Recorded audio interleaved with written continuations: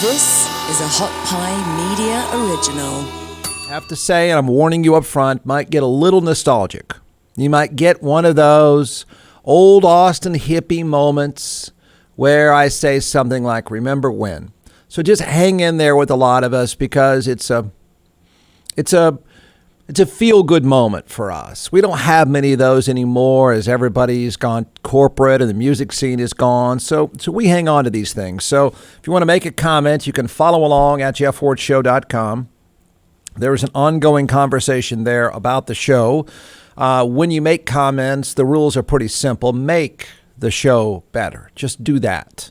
Don't suck. Get to the point. So you can go to jeffwardshow.com or my Facebook and Twitter pages to make comments. I'll get to those at about 45 or 50 minutes after each hour. Whenever it pops up on Twitter, however it pops up, I don't know. There's probably some people doing some drugs. I don't know what they're doing in a back room here, but there's probably going to be a poll or 2 or 10. So go to Twitter and participate in the poll. I suspect it'll be weird. You know, let's see. I shouldn't start the show by doing this, but I'm going to start the show by doing this. I'm going to go Austin hippie on you. Hang in there, though. Let's see if the 5 of us that are from Austin have a similar reaction. Maybe you've had a similar reaction. I had this reaction. I still have this reaction. I feel a sense of pride. I mean, it's a great city and all that stuff. I'm not talking about the obvious stuff. I feel a sense of pride. Maybe you felt and will feel a sense of pride. You know, it's like watching, you watch your kid do something well. You feel that moment. You think you're probably going to cry, but you hold it in and you want to just hug somebody. You kind of feel like that. It's a moment, the 5 of us from Austin, if we were to get together, if we were to sit around with each other right now over a very good glass of Paso Robles Cabernet, we would probably hug each other and say, boy, that's the way it used to be. Remember that? Remember we would do that thing for like an hour and a half. Remember when? And I'd say it over and over again. We'd hold hands. We would embrace. We would each tell stories of remember when, and it would be a loving moment. We feel like that right now. Let's see if you can kumbaya with me a little bit here because it's a loving moment. I'm so proud. Way to go. Way to go, naked guy. So let me tell you how things used to be. Hang in there with me. You hear people say weird. You don't know what you're talking about, Plano residents. You don't know weird. I was on the cutting edge of weird. I participated in weird. I was a part of a lot of weird behavior. Those were the days. Here it comes, the old Austin thing. You know, before the city became kind of a wealthy Tesla driving enclave of people, corporate executives, a mayor who's, sounds like he runs a funeral home, that kind of stuff. Before we became sort of corporate and boring and pretending that we're cool and edgy, we used to be kind of crazy and edgy. Weird characters, crazy antics. Let me tell you how it used to be. And there's a point to all this because there's this enormous sense of pride. I'm a little disappointed it didn't happen in Austin, but there's an enormous sense of pride that somebody did something wacky for the first time in a long time, and it was pretty cool. It's the way things used to be. It's the way it should be. So these city council meetings in Austin, for a long time, up until the point that we went corporate, but for a long time, it was a full-on circus, man. It was crazy.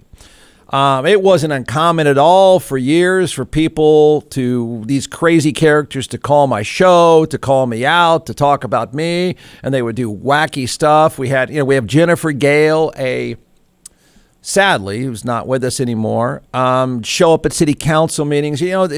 We had flower salesmen on street flower salesmen that were city council members, almost mayors.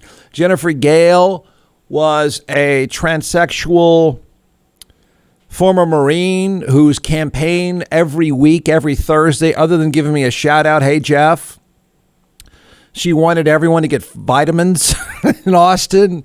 Leslie Cochran was running for mayor. Leslie wore short skirts, called my show from a payphone quite often.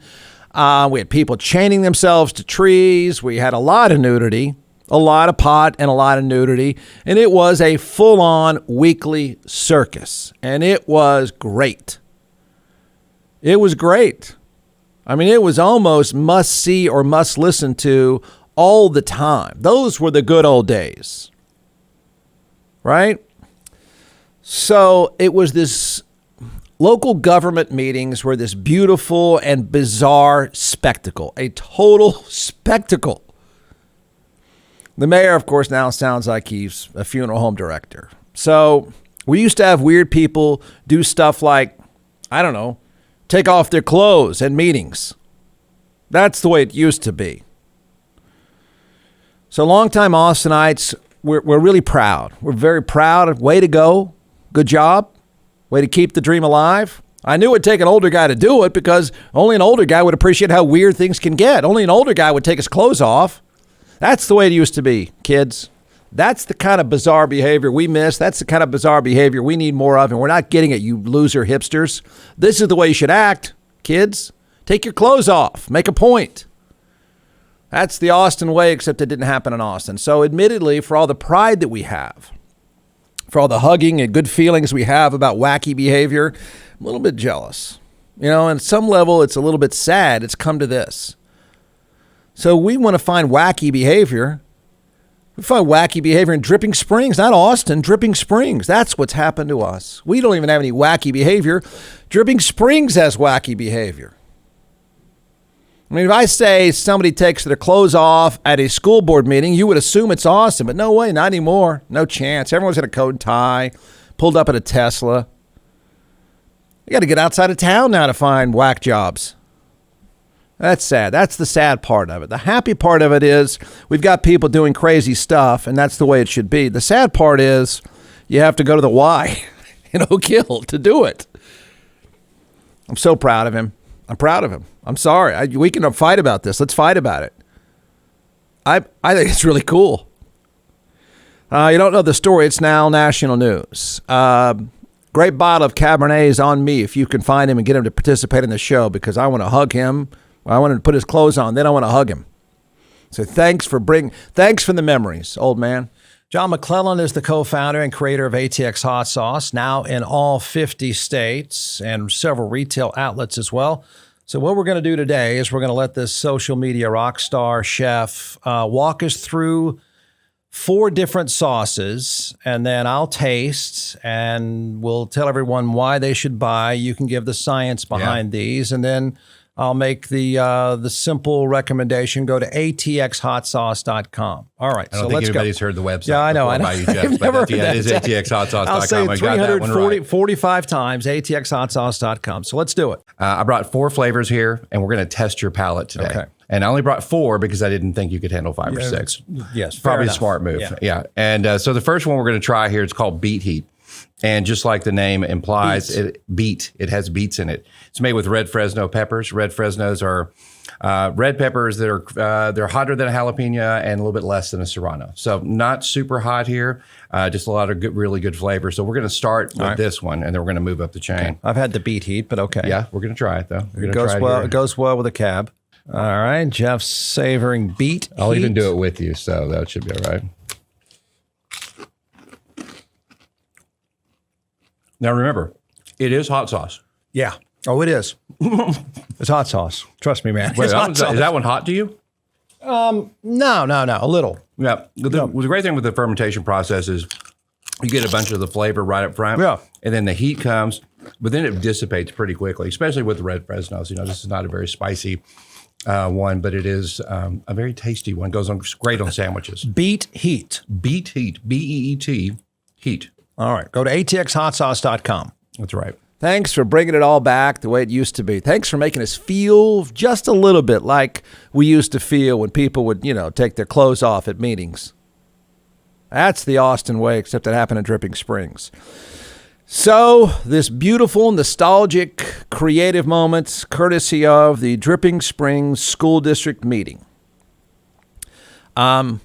Just to sound really old and out of touch, Dripping Springs used to feel like a long way away. It used to be at that Y, and it used to be, kind of country. Now the school system there looks like a college campus. So he shows up.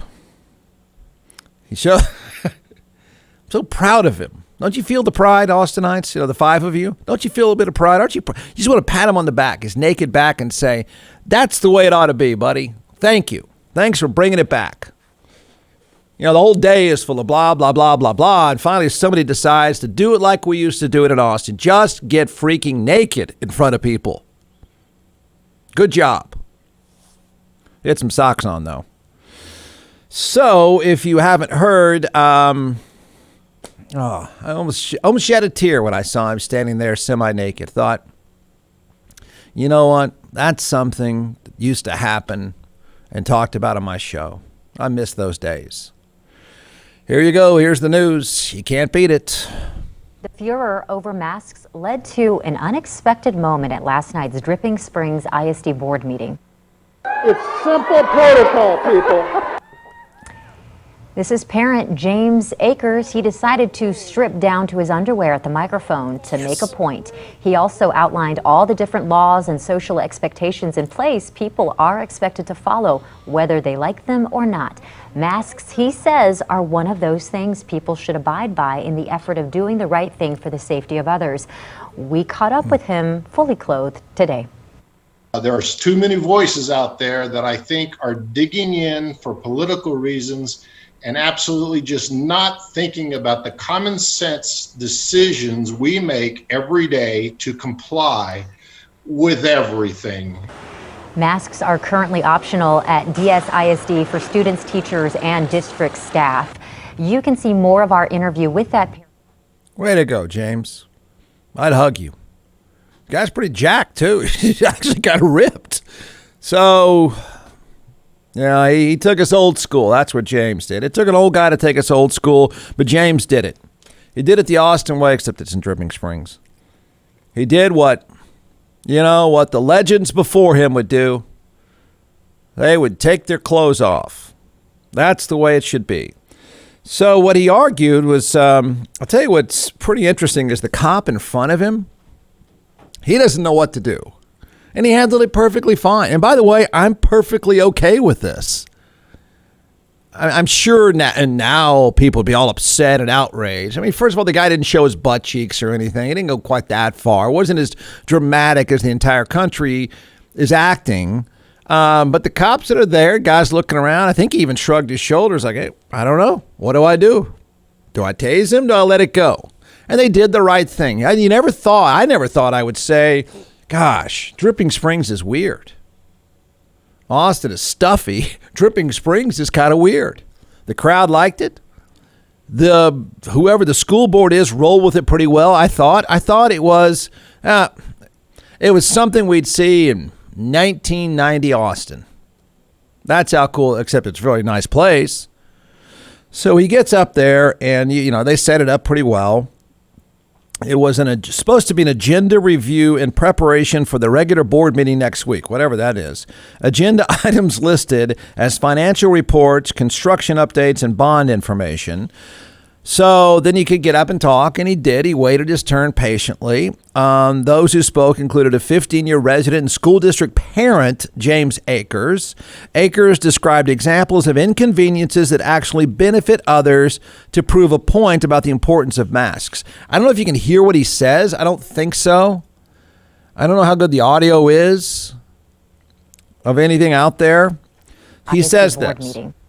It's simple protocol, people. Yeah.